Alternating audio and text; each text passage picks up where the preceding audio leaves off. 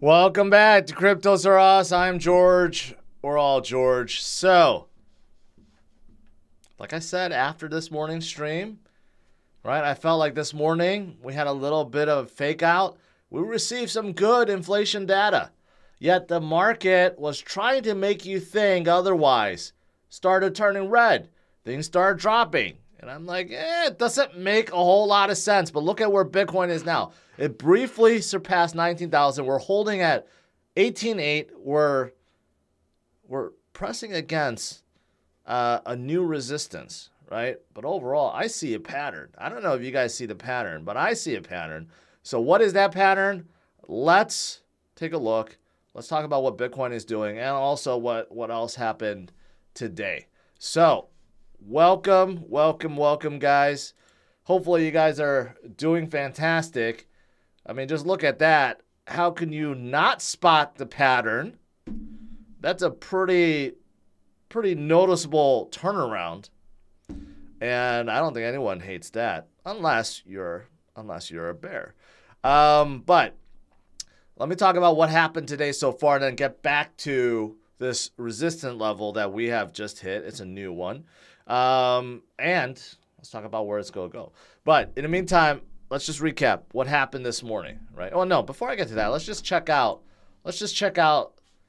the misery that the bears are facing or faced today. I mean, we had this morning, or no, yesterday we had, 300 million of shorts liquidated. And then afternoon, we had a little bit more, right? Another 100 million or so. So that's fantastic. But one thing I do want to warn you guys, you could see when Bitcoin fell from over here, from 18.2 down to 18,000, something like that. You could see we had like 66 million of longs liquidated because we have too many people throwing on like 100x long, okay? So if it goes down $100, you get liquidated.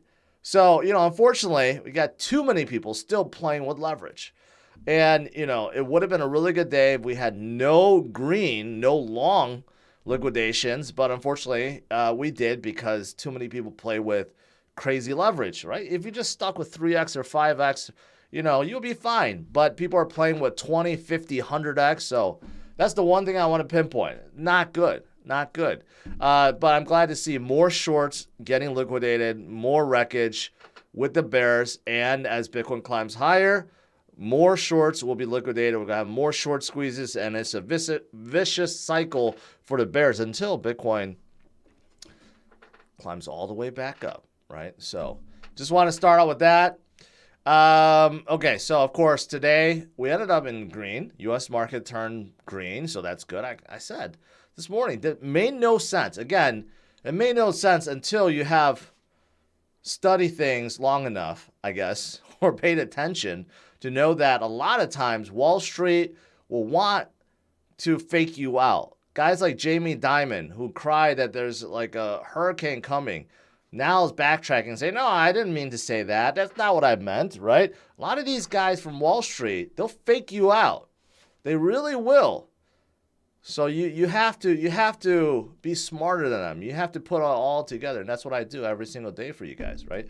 So I'm glad to see that we turned green. Tomorrow's Friday. We'll see. Pre-market right now, a little bit in the red. But you know what? I would not be surprised we wake up tomorrow. It's going to be in the green. So far, so good. And as for inflation, we did see a significant drop down to 6.5% from 7.1%, right? I did say that I was going to show you guys like a breakdown of it.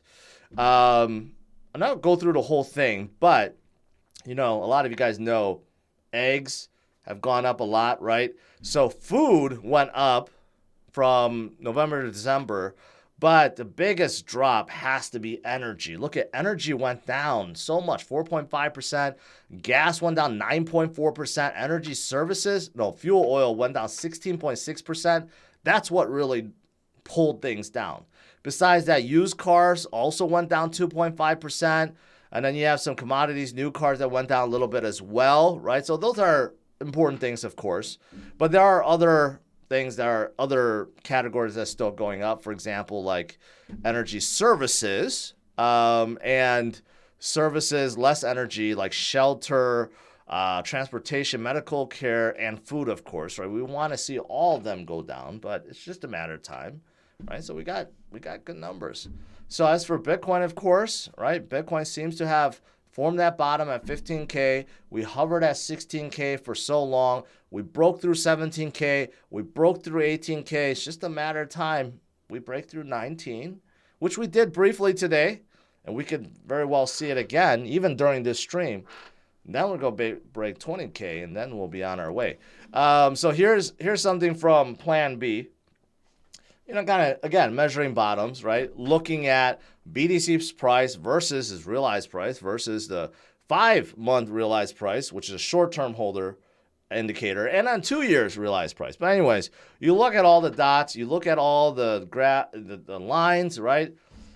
You know, a couple things stand out right away. You look at the bottom of 2015, right? It's pretty obvious. The red dots are below all the lines.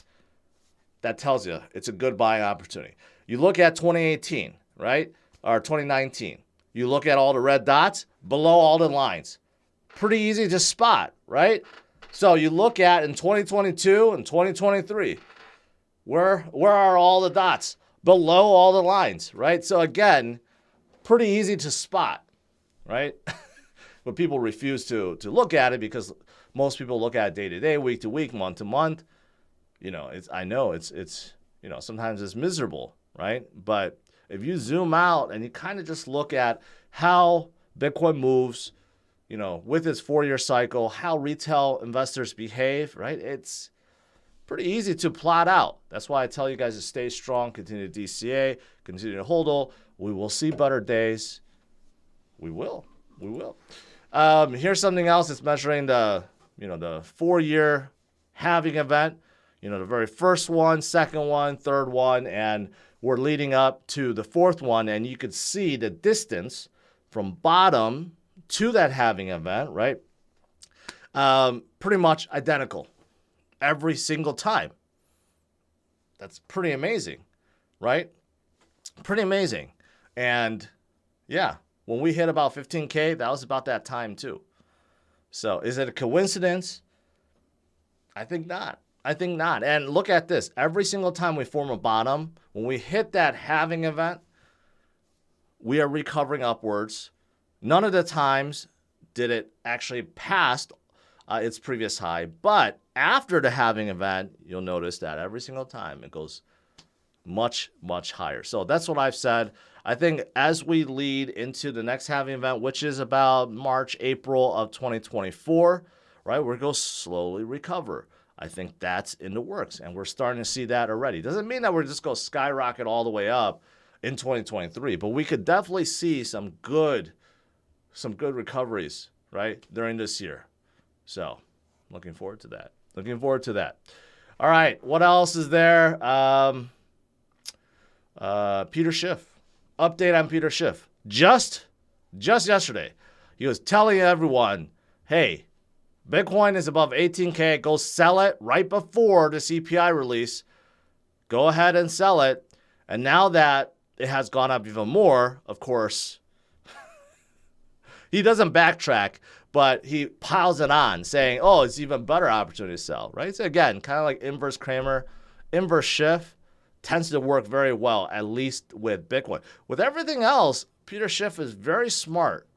Very, very smart. Knows really what's going on, except when it comes to Bitcoin, because I think he has to put on this, this farce, this charade to, because he's a gold guy. He can't all of a sudden say good things about Bitcoin, right? So, inverse Schiff when it comes to Bitcoin tweets. What else is going on? Well, SEC, this is no good. SEC not only is charging Genesis, but charging Gemini with selling unregistered securities, which doesn't even make sense because Gemini and Genesis, even though they had the earn program, the staking program, they weren't selling anything. So this whole definition doesn't even make sense. So Gary is saying they sold unregistered security. What? What did they sell? And the explanation is, well, because Genesis, took users' assets, lent it out, and also with some of the interest, some of the payment, the profits, they shared it with Gemini, right? That's how it worked. But there was no additional token or anything. It's not like Genesis sold any tokens, and it's considered an unregistered security. So I don't even quite know what's going on here. But obviously, this is what Gemini was trying to avoid, because Gemini has been openly attacking DCG and Genesis, right? And Gary creates this nice video, nice little video for everyone to watch, and he makes it look like, you know, like an infomercial. You know, he kind of, look at this nifty graphics with office hours of Gary Gensler, and then he talks about seatbelts and how all cars have seatbelts, right? And goes on and makes association how what he's doing is basically like putting seatbelts in cars. But here's the thing. People are not fooled, okay? People are not fooled. Everything that Gary has done is after the fact. What about before the fact, right? So, according to Gemini, they've been working. They're registered in New York. The district attorney in New York knows exactly what's going on. They have the BIT license. And they claim they've been working with SEC. And SEC had no problems with it for 17 months until things collapsed. So why not before? Why always after? Right? Look at Tom Emmer also saying, again, Gary Gensler is once again late to the game, protecting no one. Quite clear that his political regulation through enforcement strategy hurts everyday Americans. He definitely has an agenda. He wants total control of crypto, right? Every single thing is after the fact. What about stopping things before bad things happen, right? Like somehow that doesn't exist. So yeah, I mean, it's too late. Gemini is going through this battle with Genesis. Genesis already stopped withdrawal, so charging them with unregistered security offering, I mean, how is that going to help them open up withdrawals? It's not. It's not, right? So again, Gary throwing his weight around in crypto space. I mean, isn't there other stuff? Isn't there other stuff for him to worry about? Like, it seems like he's just all over in crypto. What about everything else that's going on? What about all the equities out there? I can't believe there's like no cases that he's not, you know, doesn't require his attention. I don't quite get it. Anyways, okay, as for some good news, Ethereum hits 500,000 validators. So some people think that Ethereum is getting more centralized after moving to proof of stake. No, they actually became a lot more decentralized, but there's a lot more validators out there around the world that's processing transactions, right? So this is fantastic. Of course, they're still working on many things, including their next update, which should be coming in March or April, that will allow people to unlock their ETH. That'll be good, but also they're working towards sharding, which will scale Ethereum infinitely, basically. So there's a lot of stuff going on, but Ethereum is still the big daddy when it comes to smart contracts, still leading the way. So good stuff. Polygon also, the biggest L2 out there, they're going to undergo a hard fork. This is coming in about a week. This will address some gas spikes whenever there's a large amount of transactions. Also, sometimes there's like these chain reorganizations, which is like are like mini forks that happen, and they're going to try to stop that altogether, stop both of them. So overall, this is a positive thing. So that's also awesome. And Polygon, of course, has so many brands coming to it for NFT marketplace, NFT deals. I mean, it's just blooming on top of Polygon right now. Also, Bored Ape collectors or mutant ape collectors, I don't hear a lot of people talking about them, but they're still worth a ton of money. They're skyrocketing right now because Yuga Labs is going to mint something new called Sewer Pass. And you get a free mint if you hold a Bored Ape or mutant ape. Unfortunately, if you hold the other side NFT, you don't get a free mint, which sucks because a lot of people bought into other side. I have some other side NFTs, but I don't get this, so that kind of sucks. But anyways, it's part of one of the things they continuously do is to just create new NFTs, create value, and give people, the original holders, you know, additional benefits for holding. So, I guess pretty good, but I'm still waiting for their metaverse to come out. And they already, they've been showing the previews for years now. So hopefully it comes out sooner than later. And then the last thing for Tesla guys, Bill Miller, who's a big Bitcoin bull, says he's shorting Tesla because they have a looming competition problem. If it goes up more, I'll short more. Interesting. The competition is there, but the competition is so far away. I don't know if this is a worry now. Especially in the US and Europe, the competition is just like, not even close. And in China, different story. Yes, China is definitely a different story. But in Europe, and especially in America, even though Ford and GM and Mercedes and VW, they're trying to get in, but they're so far behind. It's interesting that he has become a shorter. All right, lastly, just take a look at this beautiful arch upwards, right? So yesterday I did draw a line, and I'm going to draw another line today. What line did I draw yesterday? It's about 18.3, right? You can see we topped out here. We topped out here yesterday. If you zoom out a little bit, you'll realize that it was actually a support before. So Bitcoin, held at 18.3 a couple times, right? So where are we now? We hit about 19,000, about, where we are, 19,018.8, 18.9, right? We're pressed against another mini resistance, which is, you could see before, it was also a support before, right? But if we could break through that, well, you know what? Good things are coming. We're talking about 20,000, right? 20,000, 21,000. Here's one at 22.6. And then after that, we hit 24,000 prior. That was back in August. It seemed like so long ago, but no. We made good traction until the whole FTX thing happened, right? FTX happened, brought us lower, but before that, Bitcoin was clawing up already back to 24,000. So is that in store in the future? Yes, just matter of time, right? Maybe not tomorrow, maybe not next week, maybe not next month, but I do think that we have a really good shot of, making good recovery in 2023. And it's only week 2. We're only in the second week of 2023, right? It's exciting already. All right, let's do some Q&A.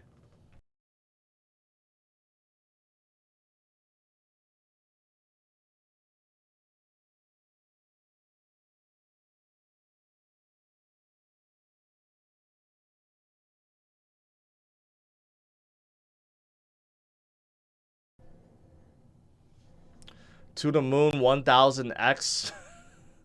Welcome on Twitch. All right. Let me scroll up here.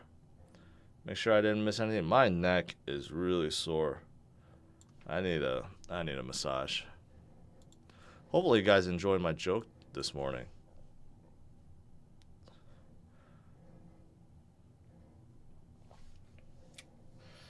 All right, let's see here.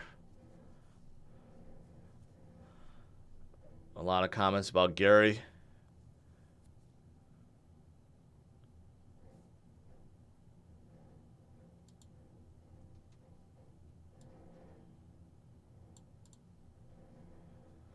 Ford is on it. I will say I do like Ford's EV offering.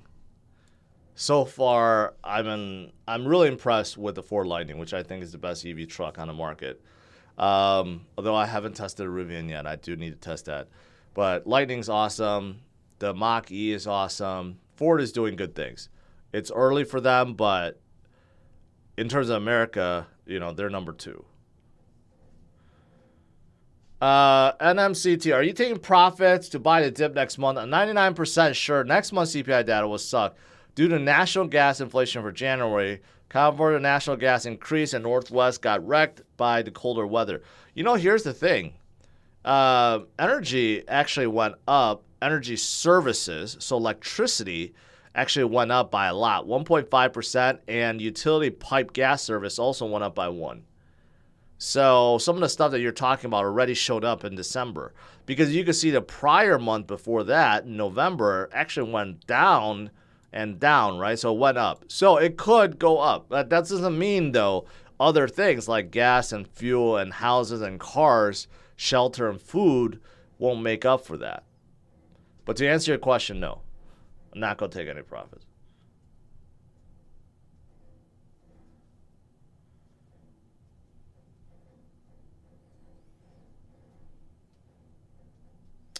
Did I talk about Avalanche AWS partnership? I did already. Not tonight. I talked about it this yesterday. That's why it went up a lot. Went up a lot. Just like Bitcoin right now. It's consolidating. I mean, some of the short-term indicators are very, very overbought, you know. So it's probably going to consolidate a little bit for a while before it's ready to move. But, you know, with so many shorters out there, as they get liquidated, we're going to get some more short squeezes. So is this a bull run or temporary pump? It could be both. We are definitely in recovery. There's so many chains, on-chain metrics and models, right? We're definitely in recovery.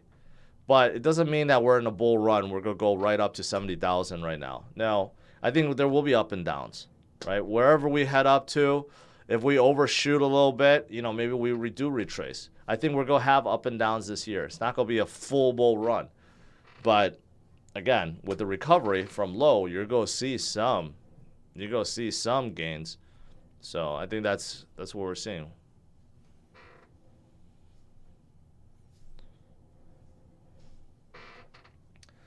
What about connection with Gary SPF? There is a connection, but no one is connecting the dots right now. No one can prove anything, but there's definitely a connection there. What if long-term holders remain with 1 Bitcoin or more? Wait, what if only the long-term holders remain with 1 Bitcoin or more? Where is going to be the price then? Stan, I'm not sure what you're talking about. I'm not sure what you're asking. If every long-term holder holds 1 Bitcoin, is that what you're asking? Well, obviously, that takes more out of circulation, and it's good. I don't know if that's what you're asking, Stan. Thoughts on cybersecurity jobs? Good career? Yes. Cybersecurity in IT is probably the hottest field. It's the hottest field. You know, I would say I've been out of IT for years now, right? But back when I was still a system architect, cloud was huge. Becoming a cloud engineer, helping companies transit is huge, right? But database is always huge. Database guys are worth a ton. Programmers are always good, right? But security is where the money's at. So yes, I don't think that's changed.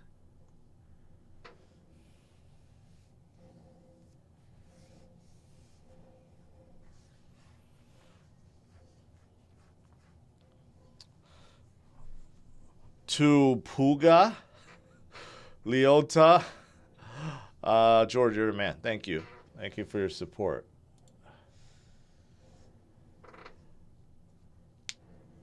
You should stream StarCraft or something. No. I do enjoy watching it still, though I usually fall asleep when I watch it.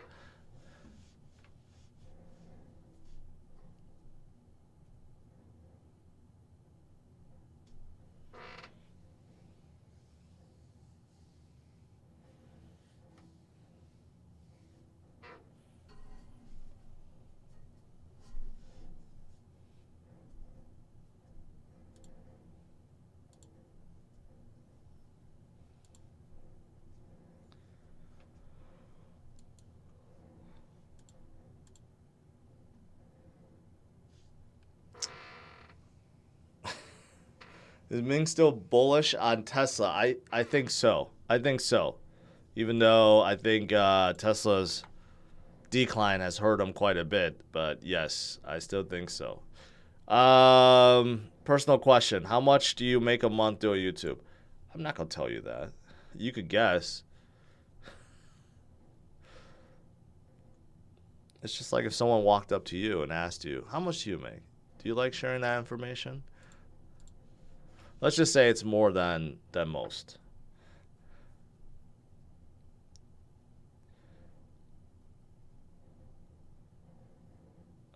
We might drop a little, then back up. Yeah, I do think that's a possibility. A lot of the short-term indicators are very, very, very overbought, right? Like the 4 hours, very overbought. The 1 hour, no.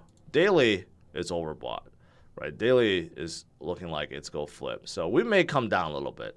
We may come down a little bit, hit that resistance or turn support, 18.3, maybe hover here a little bit. But again, if we get more short squeeze, we get more buying, we could definitely go up to like 20K before coming back down, something like that. But 24K is the ultimate resistance.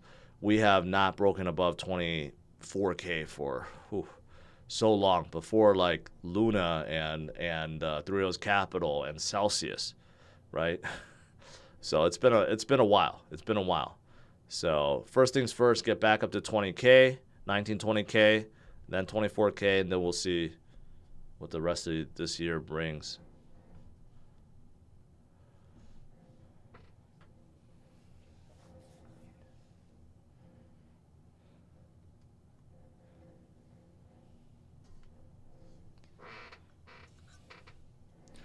Luxo mainnet news, January 22nd. Wow, it's been like 3 years. 3 years waiting for that mainnet. Finally coming. Fetch AI, sentiment on AI seems to be growing. A lot of people have been asking me that. I forgot what Fetch AI is really all about, but I'm assuming it's just all about AI. But let's take a look real quick. I have looked at them before. Peer-to-peer application automation, AI capability with or without direct access to a blockchain. Agents, modular reusable code for P2P transaction, enabling new layer of communication. Okay, decentralized machine learning, tooling, network, build and deploy and fetch AI. It's within the Cosmos ecosystem, so that's good. That's a big plus. You could bridge to Ethereum, which is also good. I mean, it sounds good in theory, but how good is their machine learning? How good are their agents? Those are things that are unanswered at this point. So even though it sounds good in theory, I have a feeling they're not all that ready yet. There's been a lot of companies outside of crypto. There's a lot of companies in AI. But until ChatGPT came out and blew everyone away, all these other companies, no one talks about them or uses them, right? So AI will be interesting. We'll see what the remainder of this year brings. It'll be interesting if ChatGPT comes out with their own token, right? It comes out with their own data marketplace. That would be huge. Microsoft is going to invest $10 billion in them. But, yeah, I guess, never too late to keep your eye on them.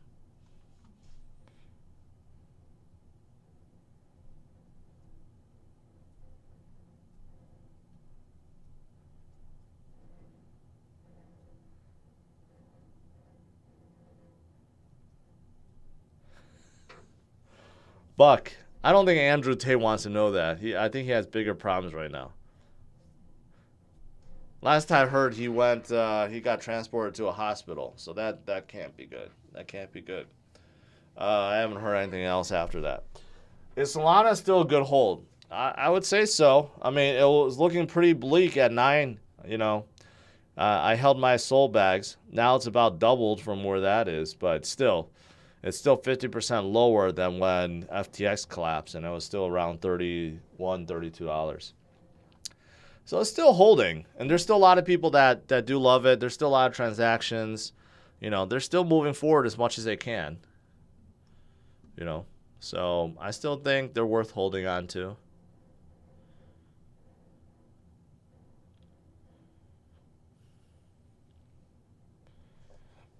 Cup and handle breakout today. Target is 20,700. I'm looking forward to that.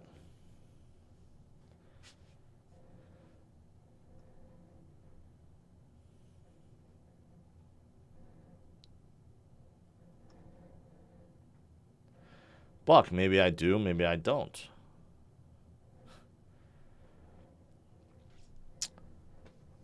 What are the good things coming in the Shanghai update? It's a precursor to enabling sharding. So there's a lot of little stuff. But the biggest thing is they will unlock all the ETH so you could withdraw if you want to. That's going to be the big thing. Better L1, ADA, or ETH? Oh, ETH. No question. No contest, Richard. No question.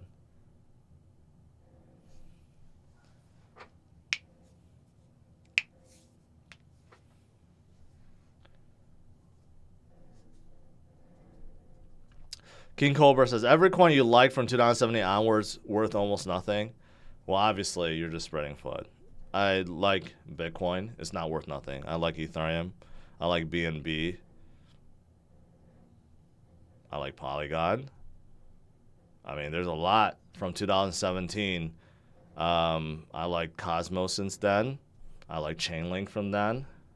So maybe you're just maybe you're just feeling miserable. But there's a lot of tokens, a lot of projects from 2017 that are the big players of today, and they are doing just fine. Just fine. Even though they're down from their previous highs, yes. A lot of these are down 80, 90%, right? But they are still way higher than they were in 2017 or 2018 or 2019, 20, or 20, with the exception of 2021.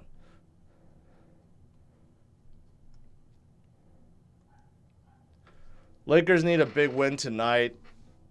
Is LeBron back? He was out for a couple of days or a couple games, so I don't know.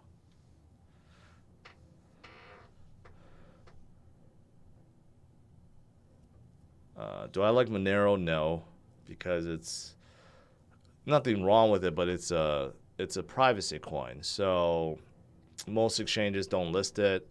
A lot of exchanges had to delist it because of regulatory pressures.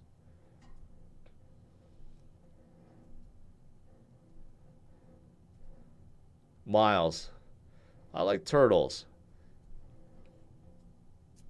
I don't have anything against turtles. I don't have anything against turtles.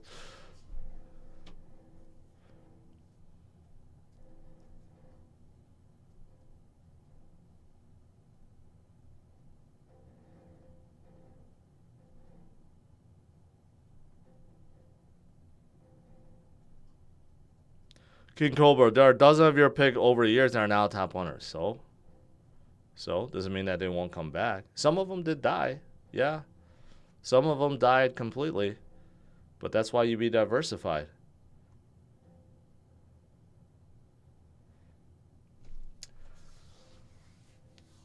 EOS, I'm still waiting.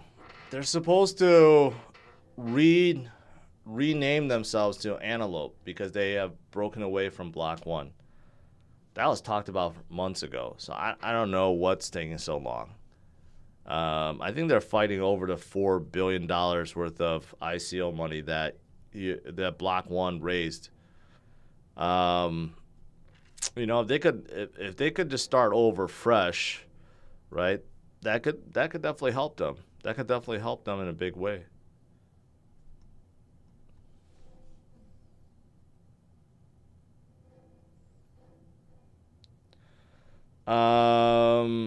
Let's see.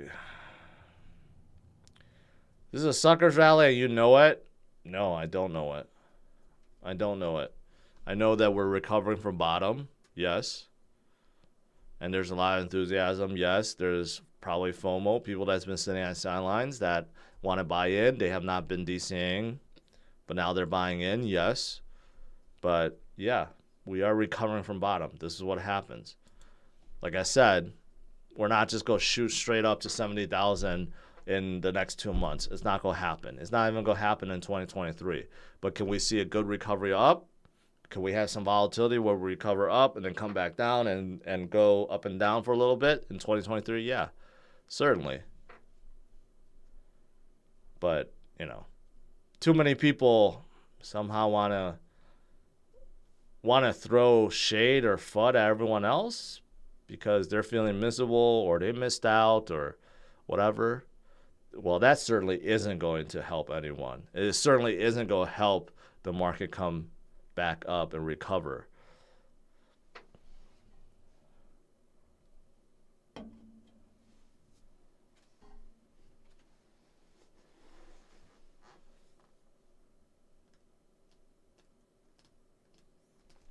Am I going to review the Tesla Semi? If I can get my hands on one, sure.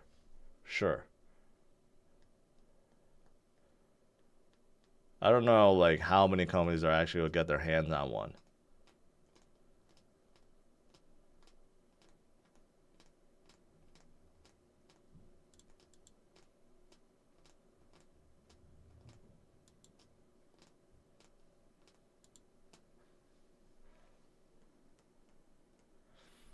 Do you think ETH will shift BTC eventually? I think you're asking about the market cap. Can it happen? Yes. Once upon a time, I said, no way, it'll never happen, ever in history. But just look at the market cap now. It's about half. It's not that far away. Once upon a time, there was a 10x difference between Bitcoin's market cap and Ethereum. Then that 10x became 5x, became 3x, now it's 2x, right?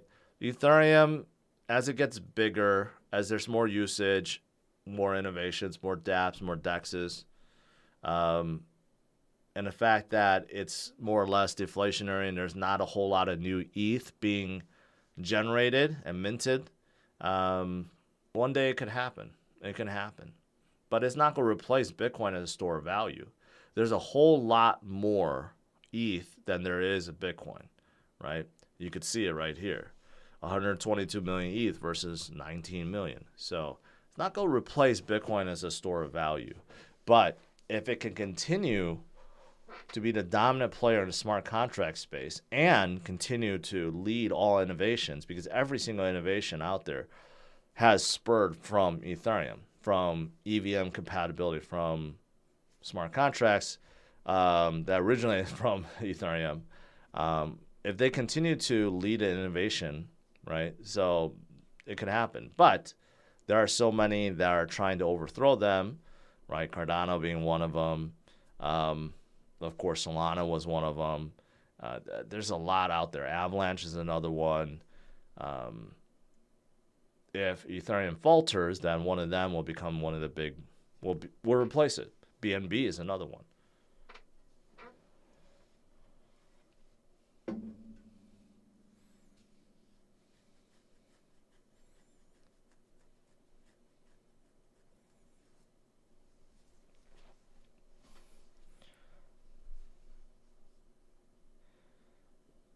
Let's see here.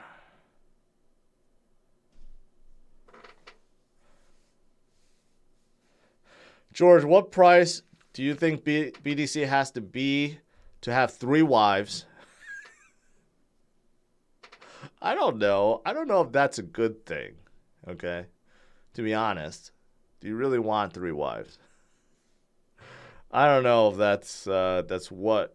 I don't know if you thought that through. Do you know of any good 000 project potential to go up 10 cents? That's an irrelevant question. It has nothing to do with 000 or 10 zeros or no zeros. It really depends on its potential and its multiplier, right? Something that has three decimal points, 3 zeros, doesn't make it have a bigger upside than something that has 1 0 or 0 zeros.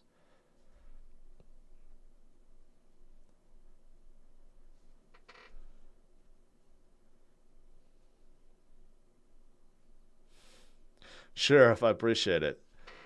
Appreciate that. Dude, Emmett, I already DCA'd last night, so check out yesterday's video. You'll see what I DCA'd into. All AI should be banned? Why? Why? AI could actually decrease inflation. You know, as technology progresses and AI gets better, it's gonna make labor cheaper, and we'll be able to produce things at lower prices. But it will get rid of a lot of human labor, that's for sure, though. A lot of people will lose their jobs over AI. BTC is inherently deflationary, but ETH could be inflationary again based on another decision, correct? Yes, but I don't think they're going to do anything about that.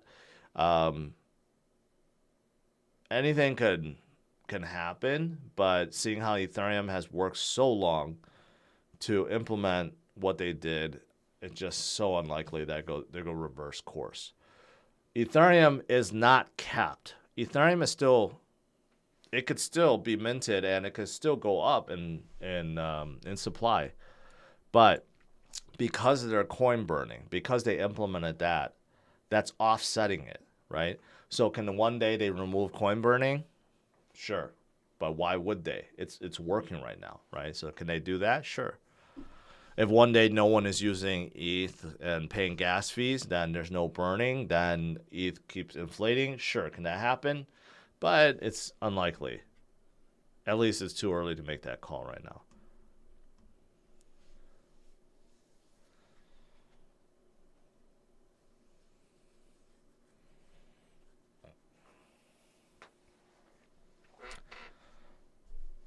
Knock, G, Z's, whatever. Okay, I'll look into it, but don't be spreading FUD.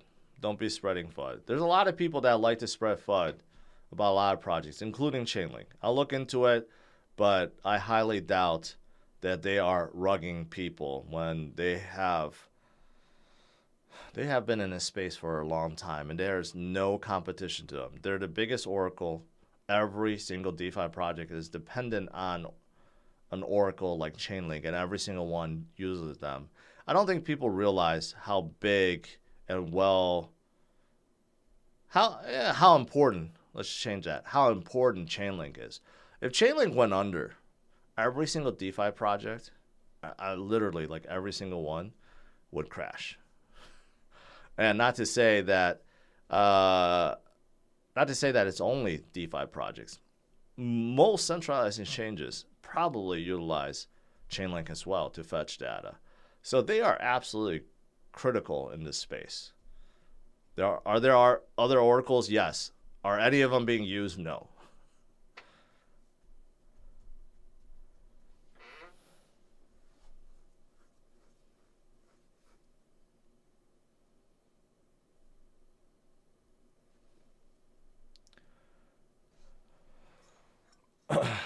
Why do they need an oracle? Can you explain that? Well, think about it. All these projects are running on different chains. They need some way to communicate with each other. Some middleman that can fetch data and translate data between different projects and different chains. That's what Chainlink does, right? And price data is so important. Like normal data, okay, I don't even know what's normal data, but think about price data. Think about all these liquidity pools, right? People that are staking within liquidity pools, people that are borrowing from these liquidity pools, and the staking rewards and all that stuff that's happening within DeFi like DEXs, right? They need 100% accuracy with the price.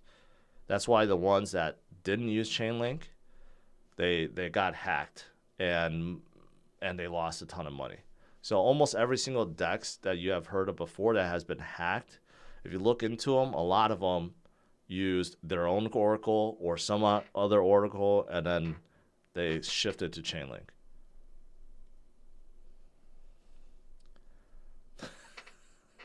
Vegeta, I'm not gonna answer that question. That's entrapment right there.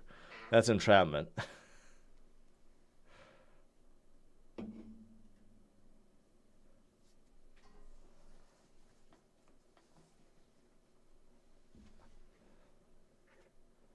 Kraken distributed Flare tokens. Good for Kraken. I know a lot of people were hating on Coinbase because they didn't distribute Flare tokens. But, I mean, Flare tokens still crashed. I don't know if it made any kind of recovery. I mean, it flattened out. So, they're a $500 million project. we'll see what they do. Running on top of XRP Ledger, but really they're not just concentrating on XRP. Kind of, they want to be their own ecosystem. All right, guys, I'll let you go. Tune in tomorrow. We'll see where Bitcoin is. Right now, it's holding at 18.8. Very flat. Looks like it wants to consolidate. Maybe take a little breather, but tomorrow, Friday, this weekend, we can see greater things happen. So tune in tomorrow, 8:30 a.m. Central Standard Time. And smash the like, subscribe to the channel, and I'll see you guys later. Take care. Bye-bye.